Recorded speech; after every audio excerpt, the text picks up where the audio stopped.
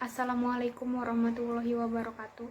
Saya Hafsyah, mahasiswi YIN Syekh Nurjati Cirebon, jurusan Bimbingan Konseling Islam, Fakultas Usuluddin Adab dan Dakwah, semester 2, kelas E, ingin mereview buku tentang pendidikan kewarganegaraan yang ditulis oleh Dr. Ujang Chandra S., Sarjana Hukum, Magister Hukum, yang diterbitkan pada tahun 2018. Sebelumnya, buku ini terdiri dari 7 bab kecil yang diantaranya yaitu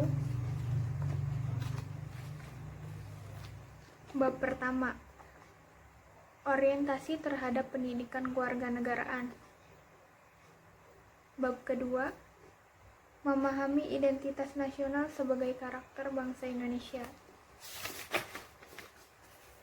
Bab ketiga, memahami Pancasila sebagai ideologi bangsa dan negara. Bab keempat, memahami negara, konstitusi dan warga negara. Bab kelima, memahami negara hukum, hak asasi manusia dan demokrasi. Bab keenam, memahami wawasan Nusantara sebagai wawasan nasional Indonesia. Dan yang terakhir, bab 7, memahami ketahanan nasional dan integrasi nasional Indonesia.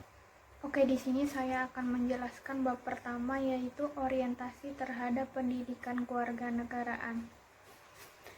Sejarah pendidikan kewarganegaraan di Indonesia dimulai pada tahun 1957. Sebelum berkembangnya pendidikan kewarganegaraan di Indonesia, pendidikan kewarganegaraan pertama kali dikenal di Amerika pada tahun 1790. Pendidikan kewarganegaraan ini dikenal dengan istilah civics yang bertujuan untuk mengamerikakan bangsa Amerika. Sejarah pendidikan kewarganegaraan di Indonesia mulai dikenal pada tahun 1957. Pendidikan kewarganegaraan di Indonesia yaitu membahas tentang cara memperoleh kewarganegaraan dan kehilangannya kewarganegaraan. Pendidikan kewarganegaraan di Indonesia ini diajarkan pada saat SD, SMP, dan SMA. Pendidikan kewarganegaraan di Indonesia mulai berkembang lagi pada tahun 1961 sampai 1968. Pembahasan ini mulai bertambah dan tidak sama seperti pada tahun sebelum-sebelumnya. Namun, pada tahun 1975, diperkenalkannya pendidikan moral Pancasila atau yang biasa disebut dengan PMP. PMP ini dikenal sebagai pendidikan kewarganegaraan yang ada di Indonesia. Kemudian, pada kurikulum 1994, nama PMP berubah menjadi Pendidikan Pancasila dan Kewarganegaraan atau yang biasa dikenal dengan nama PPKN. Kemudian nama ini disempurnakan pada tahun 1999. Sebenarnya, nama pendidikan kewarganegaraan yang ada di Indonesia ini selalu berubah-ubah, tergantung penggunaan kurikulum setiap tahunnya. Lanjut ke bab 2, yaitu memahami identitas nasional sebagai karakter bangsa Indonesia. Identitas kewarganegaraan. Apa sih itu identitas? Identitas yaitu merupakan ciri-ciri. Berarti ciri-ciri yang ada di bangsa Indonesia atau identitas yang ada di Indonesia. Oke, di sini ada beberapa faktor yang bisa membentuk suatu identitas nasional. Yang pertama yaitu primordial. Apa sih primordial itu? Primordial adalah identitas yang khas untuk membentuk suatu bangsa. Misalnya yaitu suku bangsa, ras, dan kebudayaan. Yang kedua yaitu sakral atau agama. Yang ketiga yaitu ada tokoh-tokoh bangsa Indonesia atau yang mendirikan bangsa Indonesia. Yang keempat yaitu kesediaan untuk bersatu dalam perbedaan. Yang kelima yaitu adanya sejarah yang membentuk negara itu sendiri. Yang keenam yaitu perkembangan ekonomi di suatu negara itu. Dan yang ketujuh kelembagaan atau pemerintah. Dan di buku ini tertulis bahwa bentuk identitas nasional yang ada di Indonesia yaitu yang pertama, bahasa Indonesia atau bahasa persatuan. Yang kedua, bendera negara, yaitu bendera merah putih. Yang ketiga, lambang negara, yaitu burung Garuda. Yang keempat yaitu lagu kebangsaan atau lagu Indonesia Raya yang biasanya dinyanyikan pada saat upacara bendera. Yang kelima yaitu adanya semboyan negara, yaitu Bhinneka Tunggal Ika, yang memiliki arti berbeda-beda tetapi tetap satu jua. Yang keenam yaitu adanya ideologi Pancasila. Di negara Indonesia ini berbeda dengan negara-negara lainnya. Ideologi di Indonesia ini menggunakan ideologi sendiri, yaitu ideologi Pancasila yang lahir dari masyarakatnya, bukan seperti ideologi negara lain yang seperti liberal ataupun komunis. Yang ketujuh yaitu adanya hukum dasar negara. Hukum dasar negara di Indonesia ini merupakan Undang-Undang 1945. Dan yang kedelapan yaitu adanya bentuk negara. Bentuk negara di Indonesia ini yaitu merupakan demokrasi atau Kesatuan Republik Indonesia yang berkedaulatan rakyat. Dan sekarang kita ke bab 3, yaitu memahami Pancasila sebagai ideologi bangsa dan negara. Sebelumnya di buku ini dijelaskan adanya pengertian ideologi. Ideologi menurut buku ini adalah suatu ide atau kumpulan-kumpulan atau keyakinan-keyakinan atau kepercayaan yang secara menyeluruh dan sistematik yang menyangkut semua bidang politik. Sebelumnya, ideologi negara yaitu ada beberapa macam.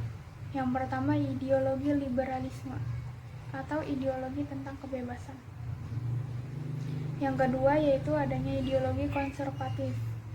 Yang ketiga yaitu adanya ideologi sosialisme atau komunisme.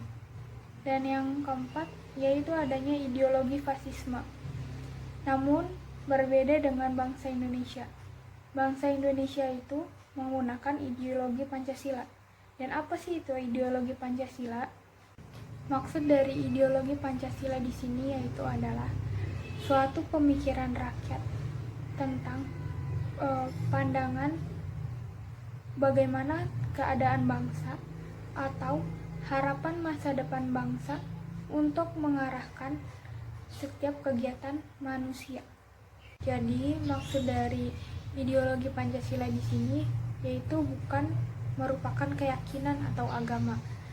Maksud dari ideologi Pancasila di sini yaitu suatu pemikiran rakyat atau seluruh pemikiran rakyat yang berguna untuk mencapai tujuan bangsa dan negara. Sekarang ke bab 4 yaitu memahami negara, konstitusi, dan warga negara. Pertama, di sini kita akan membahas tentang negara. Apa itu negara? Negara adalah sekumpulan orang yang menempati wilayah tertentu yang diperintahkan oleh pemerintah yang sah dan berkedaulatan. Sebelumnya, ada unsur-unsur negara yaitu pemerintahan, penduduk yang tetap, wilayah tertentu, dan pengakuan dari negara lain. Yang kedua, konstitusi. Konstitusi atau undang-undang dasar adalah suatu norma sistem politik dan hukum bentukan pemerintahan negara. Konstitusi yang digunakan oleh bangsa Indonesia yaitu Undang-Undang 1945. Yang ketiga, warga negara. Warga negara adalah penduduk suatu negara atau bangsa yang berdasarkan pada keturunan atau tempat lahir atau sebagainya yang memiliki kewajiban sebagai warga negara itu. Dan di sini disebutkan syarat-syarat warga negara dibagi menjadi dua, yaitu yang pertama, asas ius soli atau yang berdasarkan tentang daerah kelahiran. Yang kedua yaitu asas ius sanguinis atau yang berdasarkan tentang garis keturunan atau hubungan darah. Sekarang kita ke bab 5, yaitu memahami negara hukum, hak asasi manusia, dan demokrasi. Pertama di sini yaitu negara hukum. Negara hukum atau yang biasa disebut dengan Rechtsstaat atau Rule of the Law mulai tercetus pada abad ke-17 di negara-negara Eropa Barat. Negara hukum ini sekarang digunakan di Indonesia, yang pada keyakinannya bahwa kekuasaan di negara ini harus dijalankan dengan kekuasaan hukum yang adil dan baik. Yang kedua yaitu hak asasi manusia. Hak asasi manusia ini sangat penting bagi suatu negara. Kenapa? Tujuannya agar pemerintah atau masyarakat tidak seenaknya sendiri dalam mengatur peraturan. Yang ketiga yaitu demokrasi. Di Indonesia ini prinsip pemerintahannya menggunakan demokrasi. Apa itu demokrasi? Demokrasi itu adalah bentuk pemerintahan di mana warga atau masyarakatnya berhak mengambil keputusan untuk mengubah hidup mereka. Lanjut ke bab 6 yaitu memahami wawasan Nusantara sebagai wawasan nasional Indonesia. Sebelumnya saya di sini akan menjelaskan tentang wawasan nasionalnya terlebih dahulu. Wawasan nasional adalah pandangan suatu bangsa terhadap diri dan lingkungannya melalui falsafah dan sejarah bangsa sesuai dengan posisi dan letak geografisnya untuk mencapai tujuan dan cita-cita nasionalnya. Artinya, wawasan Nusantara juga memiliki arti yang sama dengan wawasan nasional, yaitu cara pandang bangsa Indonesia tentang diri dan lingkungannya berdasarkan pada Pancasila dan Undang-Undang 1945 serta letak geografi Nusantaranya yang berguna untuk mencapai suatu tujuan dan cita-cita nasionalnya. Lanjut ke bab terakhir yaitu bab 7, memahami ketahanan nasional dan integrasi nasional Indonesia. Baik, di sini saya akan menjelaskan ketahanan nasionalnya terlebih dahulu. Mengapa harus adanya ketahanan nasional? Agar setiap bangsa dapat bertahan utuh dan tidak terpecah belah karena adanya masalah pada suatu negara tersebut. Lanjut, integrasi.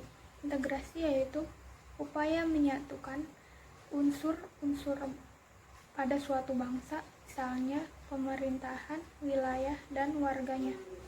Jadi, ketahanan nasional dan integrasi nasional di sini saling berkaitan agar bangsa tidak terpecah belah dan dapat menyatu untuk tetap berdiri teguh dan utuh.